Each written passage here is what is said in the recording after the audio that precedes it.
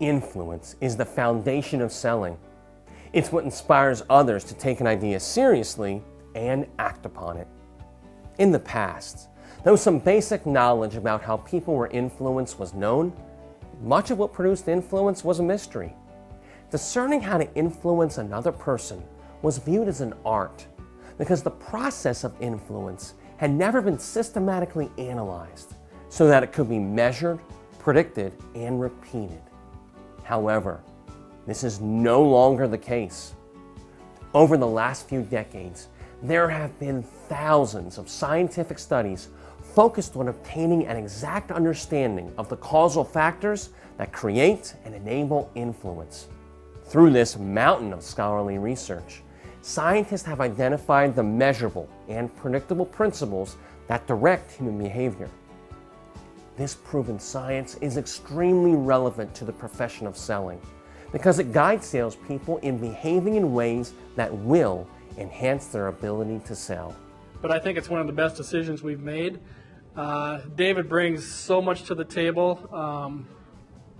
Just his wealth of knowledge in sales and the psychology of sales, the ability to train, the ability to get inside a salesperson's head and figure out what's going on. And if there's issues, he can help work with that person to change that. David was brought in to train the company that I worked for. His training was grounded in science, was practical, and easy to implement.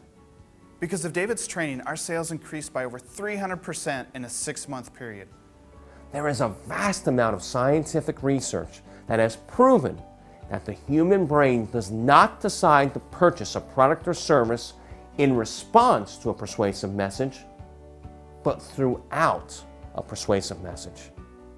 The evidence confirms that when prospects make a positive buying decision, that decision is comprised of a series of small, essential decisions that naturally guide prospects through a progression of consent and prepare them for the final commitment of a positive buying decision. These small decisions are literally the building blocks of the entire buying process.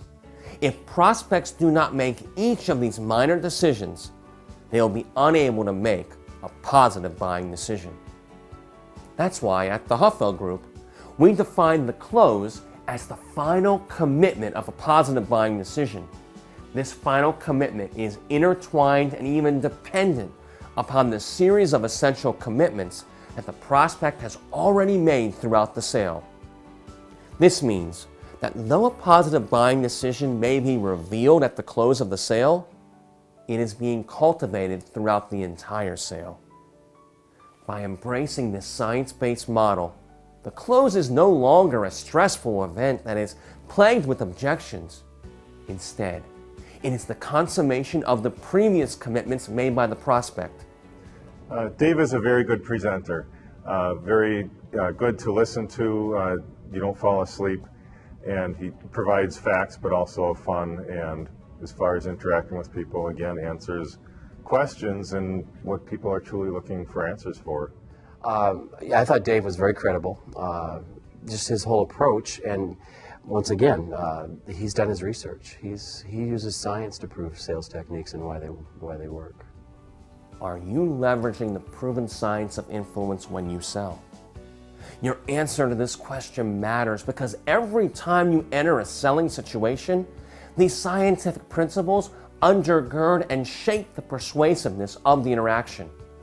When salespeople ignore or contradict this proven science, prospects will reject their product or service not on its merits, but because of how it was presented. In contrast, when salespeople align how they sell with the scientific principles that govern human behavior, their ability to compellingly communicate the value and validity of their product or service is enhanced, and so is their effectiveness.